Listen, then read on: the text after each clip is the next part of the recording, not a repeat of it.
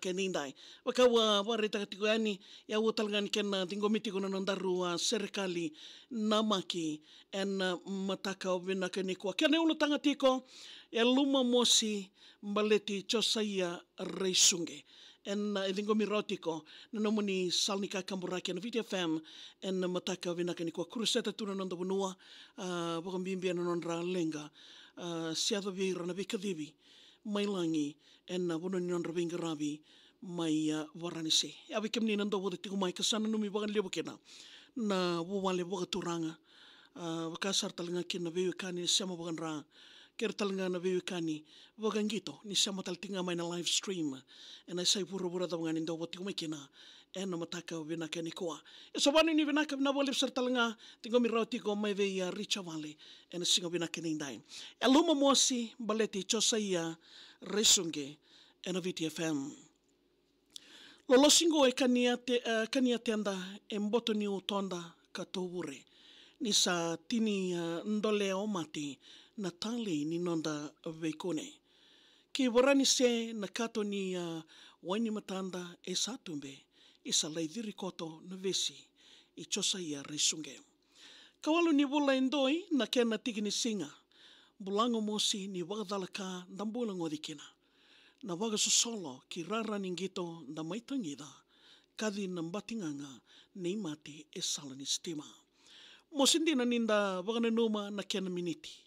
Sa tambe ye utongo kena wosa ni vingiriti. Kinona wo wale isa meule kena i wala vivingi. Ni wakanga na sauriwa ki wei Josiah wini. Na i lako ni wanua ni tereni ena singoya. Na sa seni kau ki mboroto kula we kenda kedanga. Nonda kete ni singa mosi kena nona singa da. Nilai ndireka na sitima leina nona motoka. Sa sanga kete ni vevueti wa era sanreve. Sa nona tigi ni singa wananda kalau dedere. Eloma i kastres isa laindavo no na wanga ngele. Mai warani se kiviti kena mbulango we kenda kede.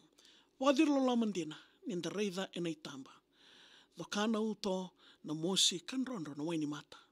Ni wakala e kata na tiri kena totolo ni osarava. Au masu mindalai sota e kena kinda ni mataka. Au wadia na tukuni ni nona mbola isa rui wutu. Wakatilo me tomika na moivi kalomo. Josiah Reisunge me wamadala e wukomo. Wakadhombo taumanda ki walilevu e luto. Josiah Reisunge na yadana kanda kila. E mateda woli nanda viti na nona iwawa. Nona koro lutu ni siti ni tholo talinga. Ka sudu na rusanga wulu kerua ni chiulai di wawa. Walimbula levu e suwa nondra wano ni sudu. Rautiwa na vinaka waganiu ni veisusu. Na wunika vika nona yabusa dala idoro. Tevita wesi walu na turanga itumutumbo. Totoka ke na matangali o na wuni lolondamo.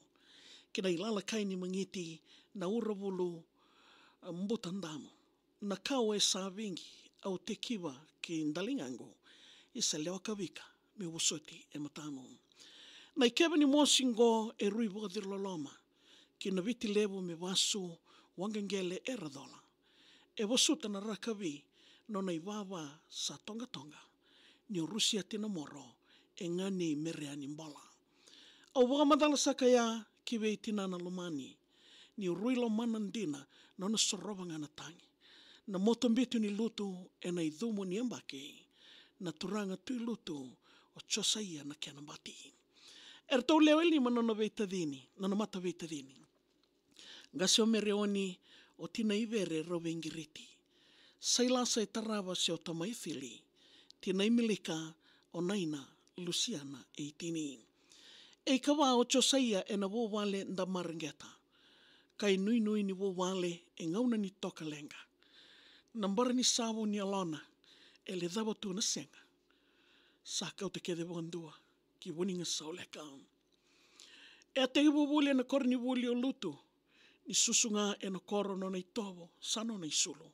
Kalasindua ki na walu ndewa kilo maivu na kadhuru. Lelina ndavu ilevo no na ndavu ni rakavi saovo.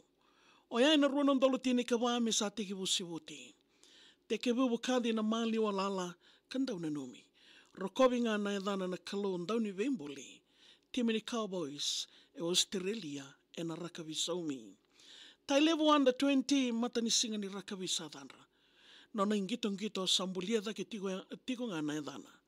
Timi level ni tai level baundingi taki me matataka. Lai kena number vitu e na kena mbole na fair brother. Ngori kina mbole wana timi ni nandronga. Mani reidi koe rao e peli langi loa e kia. Mana tini kalima kina vitu e se dara songo ngā. Lewena na toka Westfield mai sauna ka. Na iwau ni lutu sa rabo meda e na visoso. Ni tambani niu e loma e na ndautangi da lo.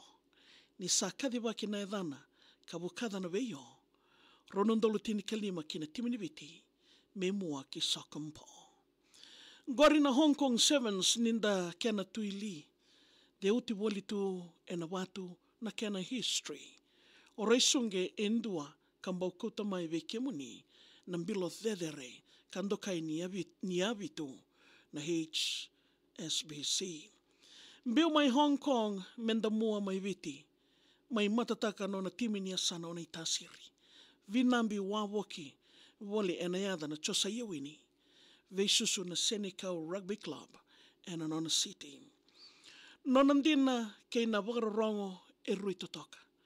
Ngai kena i tākele woli nona ngoni ndawasota. Budina e na ngele nindina kena kalu o chiowa. Laivua nona Rakavi e weimbodan roka. Ronondole tini kalima sabua nona Rakavi ka kena indivi. Kadi mai o Varanasi ke lele mai e nangiri. Tevu ki matana na pepa ka mea na saini. Laingito e na kalawo na Staden e lo mai Parisi. Lewena na timini States France menda kalu. Ni ambaki tolu na matataka na kenambalawo. Mate nai lawo ni nonangito rui wana navo. Mai na ronondolo tini ka ono ki na ronondolo tini ka walu. O Zons Nevers Club yambaki tarava mimua. Sa wewoli ngana Rakavi meindole ni ngongo matua. Ngone ni viti mai Varanasi ramosita tunikua. Mai na ronondolo tini kadhiwa ki na ronondolo ruandua. Kina timi ni Custis me ambaki wa au musita. Ngotalenga na timi a kadi ni dangi kina. Lewina i tasiri e Varanasi ramosita ndina. Custis e na ronondolo tini kadhiwa ki na ronondolo rualima. Me lesu ngā ki mori e nandua na embaki. Kolini sao ki na Olympic Sevens me veindingi taki. Nanda mate timi ni wanua me wakarau taki.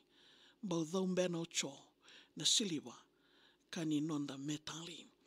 Isa e romo sieti koaya ndina nona ngasi. Ni lei suru woli a wosi e mata ni nona wale. Mosindina ni sa kambu wan ni mate. Kasa sainioti na timi ni Brive me ambaki tolu tali. Arimosita na wonga keda ni vengiriti. Lotu levo ya mai Varanasi poke e lulu e viti. Mataka tiko mai kia ya kabe na nonda parataisi. Sana mbololonga ni waka nananu me indivi. Lakimbongi ni lotu levo na yawa ni rarawa. Walu ni me kia na miniti mosi sa viri ta lawa. Mai loma ni wo wale e tawa ki nodhi rawa. Na tuku leni lenga mai vei nakarawa. Endarongo kinta dala kede ngā kaunge na alo. Ni vuambale nonda via tara na weni wako. Mai nona wale ki na motoka me salako. Kiandua me rawa wondokaya me na saumitaro. E tukuninga ni dhimba e na sala veila taia. Nona lako tu ki te reni veira nona ilala. Ruanan rauna mita ma waka samataka mandaya. Na malabu ni wanua endereki kina nona motoka. Gai o waka samataka na didi tu mai ni stima. Kena malabu ni wanua sa didi tu mai kina.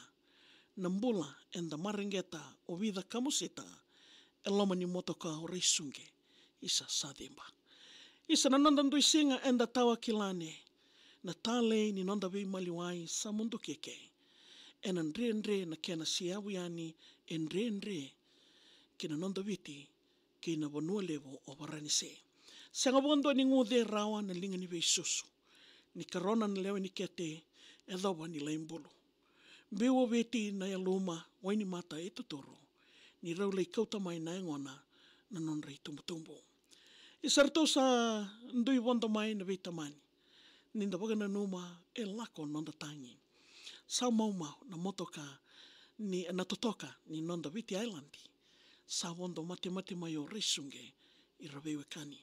Mangu satu na wanu o lutu e na lolo singoka. Na songo ni waga sukangele merna dola. Ni ramarengeta na mbula yanga e o tonre loma. Da nui ni ko parata isi e nona I wota. Nona tiki no lutu e kilai na kenandalo. Nindau dhimbitaka woli tu e na nona mbula lako. Na sabu moli ke waioli me waka malumu yango. Loloma ki na nukuloa lutu ke na wuniaro. Nona yalo binaka e senga wangdua ni weisao. Na mbula yanga and the corona isa sa mau. Na ikebe wakatina e dhawa ki mbulu kandrau. Lei marroi na wangangele kina watu weisao. Wakatilau meu loloma yani ki nona wawale. Isa me numundau na iveta ni loloma mai dhaki. Ira kede na tabalena ni ra senga ni tiko wale. Salu ngo me raula I dhombena nona ngasi. Kina wano lutu me waka wura kina. Mai siko kina wuni lolondamo ke na wuni kawika. Kimbatini rara kena vita dini musindina ni kawika ndreulo sasiabu na kena kameda. Meleso kani ua ni loka e satali. Ai loloma kiborani se kena kenra vibali. Wagambimbi saka ki lutu ve rauna nonangase. Mode chosa ia reisunge ai loloma ni richa wale. Yawe kemnina wewe kani ndobo de tikumai. E na singa vinaka ni kua. Kena mai dhingomi rautiko na serikali na maki. Na wale besara turanga tau richa wale. Na serikali rauni nangai rungo tel tingo ngori. E na Facebook page na VTFM.